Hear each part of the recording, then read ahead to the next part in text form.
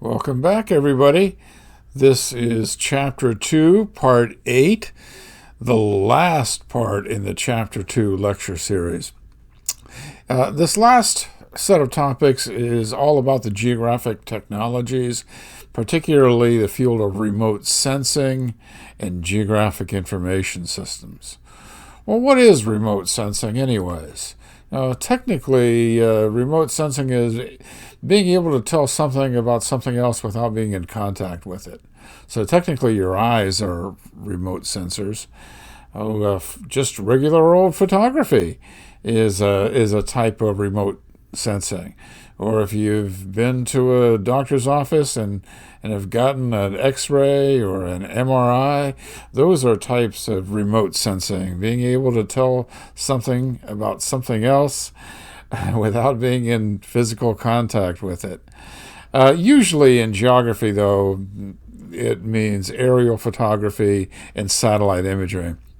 Remote sensing goes way back to the mid-1800s when balloon flight became somewhat common and photography was invented, and that people would fly over areas and take pictures from above.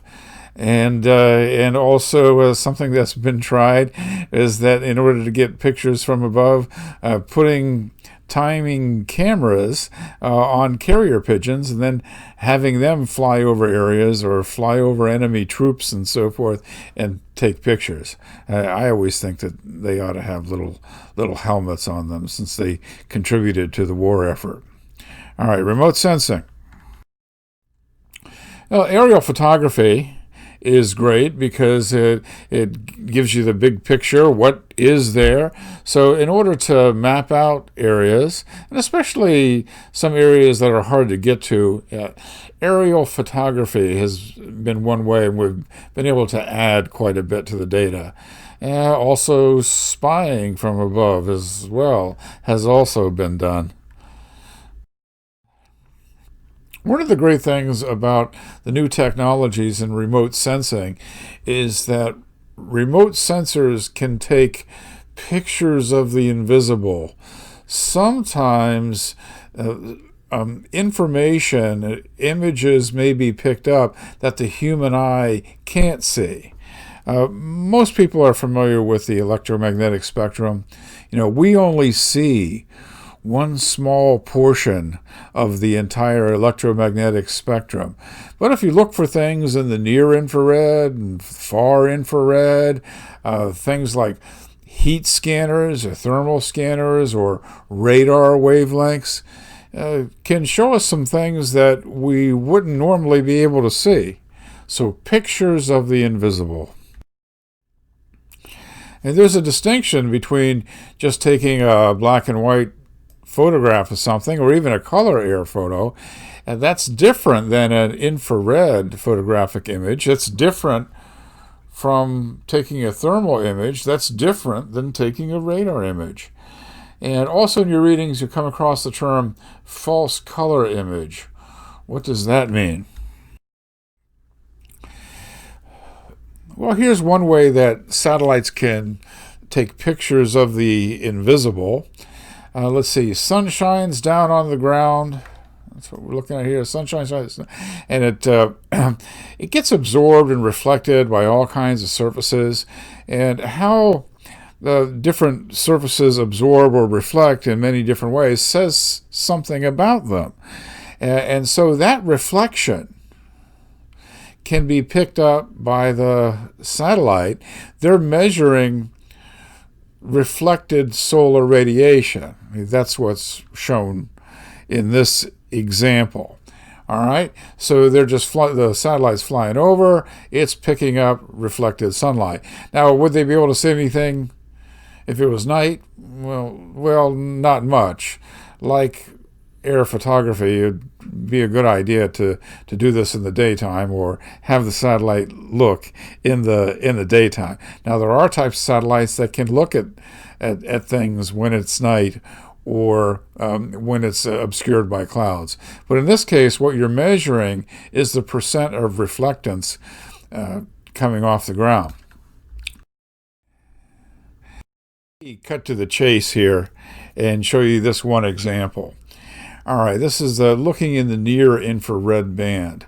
Here's our wavelengths on this axis, and here's our percent reflection on this axis. Now let's see, why are green things green? Well, they reflect green light, and so they're green. Okay? All right, so we see that in the visible.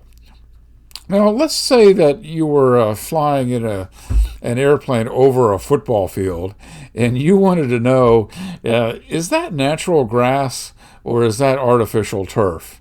Especially these days, they're making artificial turf so much more lifelike.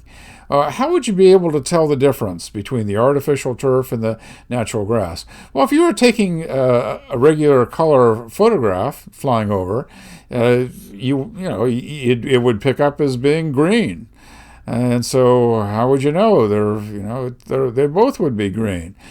But in the infrared wavelengths, see, the chlorophyll molecule is very good at reflecting the near infrared wavelengths. So here, if you get a lot of reflection in the near infrared, that's distinct from the artificial turf. So you can see a big difference. So you can map out the natural grass fields versus the artificial turf fields, and a lot of other things too. For example, you can map out where there's healthy wheat, it's thriving, it's growing, versus diseased wheat that's dying off. And sometimes our government uses this Landsat satellite data and tries to figure out where there might be a regional famine because crops are failing. Well, you can see the vigor of the vegetation by looking in the infrared, or how much forest production there is by looking at the amount of reflection in the near infrared. Vegetation indices are an important part, but a lot of that is beyond Geography 1010. Well, see, that's different than heat radiation. See, the previous one, we were measuring reflected sunshine off of a surface. Well, what about if what you're interested in is giving off its own heat? A lot of night vision goggles pick up heat radiation of objects. That's kind of what you're looking at here. This is a couple images from ground zero after the 9/11 terrorist attacks. There were a number of underground fires. So there was hot things there. And so what you're doing in this case is you're measuring the heat coming off of those hot areas. So you know where the hot areas are, where the fires are, so that they could be controlled. That's different than reflected solar radiation.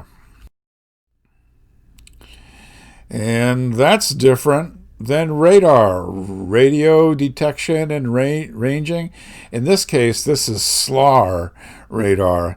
That means it's a side-looking aperture radar. And this is an image of the Los Angeles area. And you look at this image and you go, well, LA is pretty dry. Where's all the vegetation? Where's everything? Well, this isn't a photograph. It's not a black and white photograph. It's a radar image. Well, radar is a little bit different. With radar, you have an apparatus that shoots out its own radiation, radio wave. It hits what it's interested in, and some of that radiation bounces back. Well, how much bounces back and in what way says something about that surface, about that object. You're probably familiar with radar images looking at precipitation, and it's the same way in that the radar station sends out a radar pulse, it hits the precipitation, and how much is attenuated, how much bounces back says how much precipitation there's there. So with this side-looking radar, it's able to, well, for one thing, you can do it day or night. So this is not reflected radiation from the sun. You're sending out your own pulse of radiation. And also you can do it if it was obscured by clouds, because the radar wavelength goes right around the water molecule. So it's a very good way of mapping out some dense areas. Also, not only does it go through the night sky and go through clouds, it also goes through the tree canopy, goes through the first bit of soil surface as well. It goes through you until it hits what it's interested in, and in this case, the subsurface geology of the Los Angeles area. Okay, so that's different.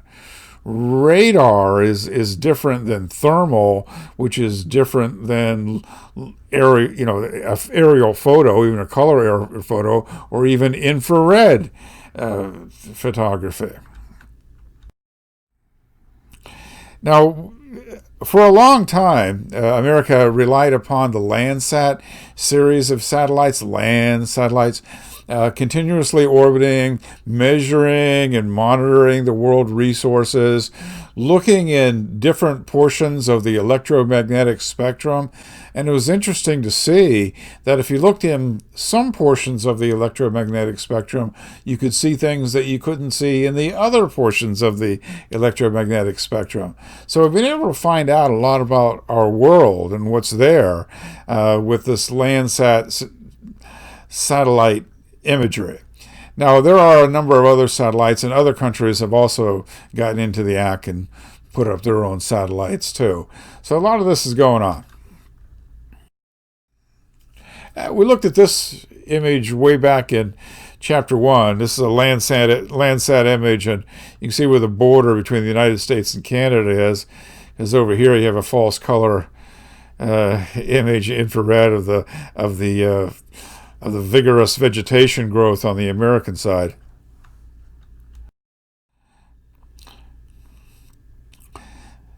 This shows another Landsat image, and for this one we're looking at is monitoring the California wildfires that were fanned by the downslope Santa Ana winds, and try to keep track of those and head off the dangers from those fires. Iconos. Well, this was one of the first commercial satellites to monitor and assess world resources, and the public would be able to buy that information. The word is Iconos series of satellites, from the Greek word icon, meaning image. You see, sometimes a private company can do things a lot better than the government. Not that the USGS and Landsat did a poor job, but it can be expensive. Sometimes private companies can do things better and more cheaply than the government. One example of that might be Elon Musk with his rockets flying into space, doing it cheaper than NASA can do it these days. Well, these were commercial space satellites in that they would take pictures of areas, and then you could buy that data. And say if you're managing a utility or an airport and so forth, you could just buy that at a lower cost from the formerly known as the Space Imaging Corporation. This opens up a number of debatable and philosophical public policy points. This list of questions is in Chapter 2 in that special focus box on geography and public policy. Let's see. Do you think that the availability of the new detailed satellite images is a potential threat to national security? So, yeah, anybody could go and put in an order with the Space Imaging Corporation and then get high-resolution imagery of anywhere in the world. Well, what if there was some belligerent country that we didn't want them looking at our pictures? Is that a threat to national security? What if someone in North Korea wanted to get high-resolution images of Fort Bragg? Well, that might be a problem. So this next part of the question, we can go around the classroom and you can give me your opinions. Might access to image of their enemies make belligerent countries more dangerous than they already are? Because they might attack if they just had an image of what the opposing country's army looks like and how big it is and where their fortifications are. If a country is belligerent, might they be even more belligerent? On the other side of things, how about this question? In what ways might access to satellite imagery stem the tide of both environmental and social destabilization? Well, let's say you had a country and there was a mass genocide in this country and mass graves and so forth, but the dictator of that country was denying that it ever happened. Well, you could put an order in with the Space Imaging Corporation, and if they were denying it, you could say, oh yeah? Well, here's a picture of it. Or if a company claimed that they didn't pollute an area or deforest an area or dump toxic waste which destroyed an area, if they denied it, you could come along and you could say, oh yeah? Well, here's a picture of it. All right. And then lastly, one of the questions, should the federal government, which licenses these satellites, even if it's a private company licensed by the government, should they exercise shutter control? Meaning that if there's something that you don't want a commercial satellite to look at, we can tell them they can't do that. And indeed that is done. In that place like Afghanistan, even though images are taking, the government shuts that off, and people can't look at areas in Afghanistan or areas in Iraq, wherever there's a conflict in the world, and we don't want anybody just to be able to go look at it. Then we can do that. All right, let's move on. Public policy. Yes, Google Earth. Every year it gets better and better. You get more and more information, higher and higher resolution that's out there using Google Earth images. And here's a map of campus. Another big subject in geography, and certainly the field of remote sensing is a huge subject, and most of it is way beyond what we can do in Geography 1010. Another important subfield of geography and cartography are geographic information systems, these fancy computer mapping systems that are where most of the employment in geography, besides teaching, is these days. Well, what is a GIS? Is it a computer? Well, it's everything. It's the computer hardware, it's the software, it's the data. You have to have data analyzed, and even the people are part of a geographic information system. My old GIS professor used to talk about the 4 M's. GIS makes it easy to do these things. Makes it easy to map. Just because a computer drawn map is a lot easier to make than the hand drawn ones. It makes it easy to measure things. If you have a lot of paper maps, back in the old days, laying out some paper maps and trying to measure things and calculate 500 contiguous acres of forest or something like that, it's very difficult to do, but computers don't mind doing that. Monitoring, especially when you combine it with remotely sensed data, you look at changing conditions, what the map looks like in year 1, year 2, year 3, and also to model. That's an important part about a GIS that distinguishes it from just computer mapping. It doesn't have the modeling capabilities in that you could create a model that said, well, let's see, if there was a meltdown at the nuclear power plant in Fayetteville, what would the radiation plume look like towards UNCP if the wind on a particular day was X or Y or Z? We have forest fire modeling, worst case scenario modeling, and so forth. You can do that with the GIS. There's a lot of things in geography and environmental science we really can't experiment with these things. Not in the same way as you can make experiments in physics and chemistry within a lab. You really can't experiment with forest fires to ask these what if type scenarios. So the modeling part of it is very important. All right, that's a GIS. It has a number of applications. No matter what your major is, whether it be in criminal justice or biology, likely there's a GIS in your future because likely the things that you study have a spatial dimension to them. It makes it a lot easier. Part of the GIS analysis is creating a number of overlays. See, it always used to be in the olden days, and I'm old enough to remember the olden days, is that in various government agencies, they couldn't talk to each other so much. They had paper maps and all these map drawers around. It was tough to put all these together. Say if you had a situation where there was a company that wanted to put a new industrial park in Robeson County, and they had a number of criteria. Well, it has to be located on 500 contiguous acres of forest. It has to be zoned industrial. It has to be located 200 meters away from endangered wetlands. And all this criteria. Well, you can go to these various departments, and they would have maps on some of these things and not other things. Ownership patterns and so forth. Is it even for sale? And so what you do in a computer, though, you could put all that together and find the intersection of all that, and you'd probably have one or two areas that would meet all of those criteria. All right, so it's complicated, and I encourage you to take some of the GIS courses that we offer in this department, but much of this is beyond Geography 1010. I'd like you to know what a GIS is and what some of the things that it can do. Wrap up with a couple other images. This is LiDAR, a type of remote sensing. Special topic. I won't spend much time with this. Lasers.